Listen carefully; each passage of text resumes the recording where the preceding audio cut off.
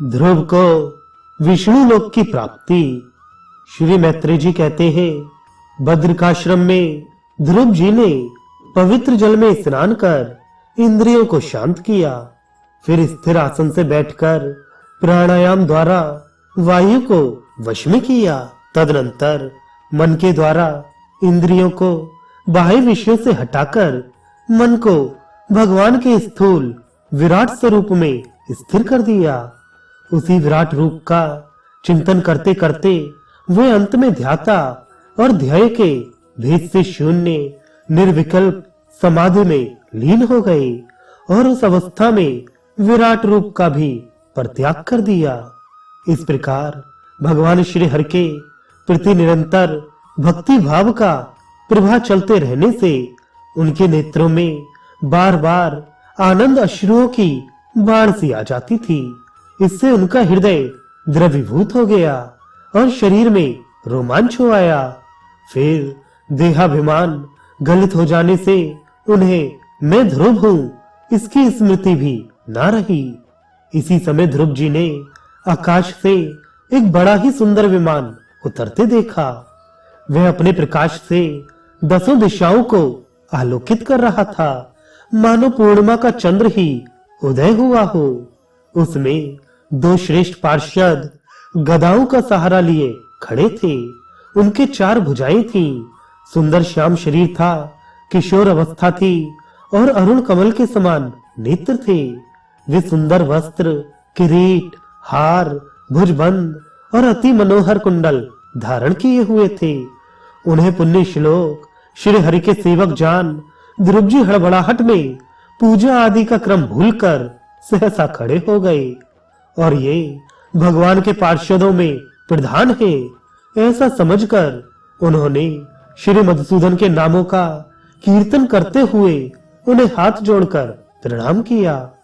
ध्रुव जी का मन भगवान के चरण कमलों में तल्लीन हो गया और वे हाथ जोड़कर बड़ी नम्रता से सिर नीचा किए खड़े रह गए।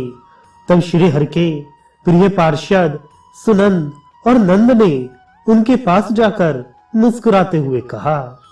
सुनंद और नंद कहने लगे, राजन आपका कल्याण हो, आप सावधान होकर हमारी बात सुनिए। आपने 5 वर्ष की अवस्था में ही तपस्या करके सर्वेश्वर भगवान को प्रसन्न कर लिया था। हम उन्हीं निखिल जगतंता शांगपाणी भगवान विष्णु के सेवक हैं और आपको भगवान के धाम में ले जाने के लिए यहाँ आए हैं। आपने अपनी भक्ति के प्रभाव से विष्णु लोक का अधिकार प्राप्त किया है, जो औरों के लिए बड़ा दुर्लभ है। परम ज्ञानी सप्तऋषि भी वहां तक नहीं पहुंच सके, वे नीचे से केवल उसे देखते रहते हैं। सूर्य और चंद्रमा आदि ग्रह, नक्षत्र एवं तारागण भी उसकी प्रदक्षिणा किया करते हैं। चलिए आप उसी विष्णु धाम में निवास कीजिए। प्रियवर, आज तक आपके पूर्वज तथा और कोई भी उस पद पर कभी पहुंच नहीं सके। भगवान विष्णु का वह परम धाम सारे संसार का वंदनीय है। आप वहां चलकर विराजमान हो। आयुष्मान ये श्रेष्ठ विमान पुण्य श्लोक शिखामणि श्री हरि ने आपके लिए ही भेजा है। आप इस पर चढ़ने योग्य हैं। श्री मैत्रेय जी कहते हैं, भगवान के प्रमुख पार्षदों के यह अमृतमय वचन सुनकर परम भागवत ध्रुव जी ने स्नान किया। फिर संध्या वंदन आदि नित्य कर्म से निवृत्त हो मांगलिक अलंकार आदि धारण किए। बद्रिकाश्रम में रहने वाले मुनियों को प्रणाम करके उनका आशीर्वाद लिया। इसके बाद उस श्रेष्ठ विमान की पूजा और प्रदक्षिणा की और पार्षदों को प्रणाम कर स्वर्ण के समान कांतिमान दिव्य रूप धारण कर उस पर चढ़ने को तैयार हुए। इतने में ही ध्रुव जी ने देखा कि काल मूर्तिमान होकर उनके सामने खड़ा है। तब वे मृत्यु के सिर पर पैर रखकर उस समय अद्भुत विमान पर चढ़ गए। उस समय आकाश में दुदुम्बी, मृदंग और ढोल आदि बाजे बजने लगे। श्रेष्ठ गंधर्व गान करने लगे और फूलों की वर्षा होने लगी। विमान पर बैठकर ध्रुव जी जो ही भगवान के धाम को जाने के लिए तैयार हुए, त्यों ही उन्हें अपनी माता सुनीति का स्मरण हो आया। वे सोचने लगे, क्या मैं बिचारी माता को छोड़कर अकेला ही दुर्लभ वैकुंठ धाम को जाऊंगा। नंद और सुनंद ने ध्रुव के हृदय की बात जानकर उन्हें दिखलाया कि देवी सुनीति आगे आगे दूसरे विमान पर जा रही है।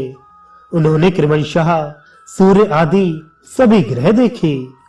मार्ग में जहां तहां विमानों पर बैठे हुए देवता उनकी प्रशंसा करते हुए फूलों की वर्षा करते जाते थे।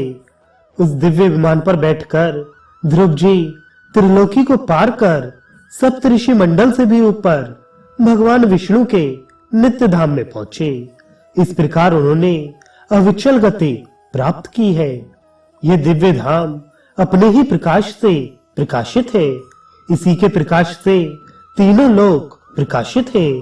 इसमें जीवों पर निर्दयता करने वाले पुरुष नहीं जा सकते। यहाँ तो उन्हीं की पहुंच होती है जो दिन रात प्राणियों के कल्याण के लिए शुभ कर्म ही करते रहते हैं, जो शांत, समदर्शी, शुद्ध और सब प्राणियों को प्रसन्न रखने वाले हैं तथा भगवत भक्तों को ही अपना एकमात्र सच्चा सुहृद मानते हैं। ऐसे लोग सुगमता से ही इस भगवत धाम को प्राप्त कर लेते हैं। इस प्रकार उत्तानपाद के पुत्र भगवत परायण श्री ध्रुव जी तीनों लोकों के ऊपर उसकी निर्मल चूड़ामणि के समान विराजमान हुए। कुरुनंदन जिस प्रकार दाएं चलने के समय खंबे के चारों ओर बैल घूमते हैं, उसी प्रकार ये गंभीर वेग वाला ज्योतिष चक्र उस अविनाशी लोक के आश्रय ही निरंतर घूमता रहता है।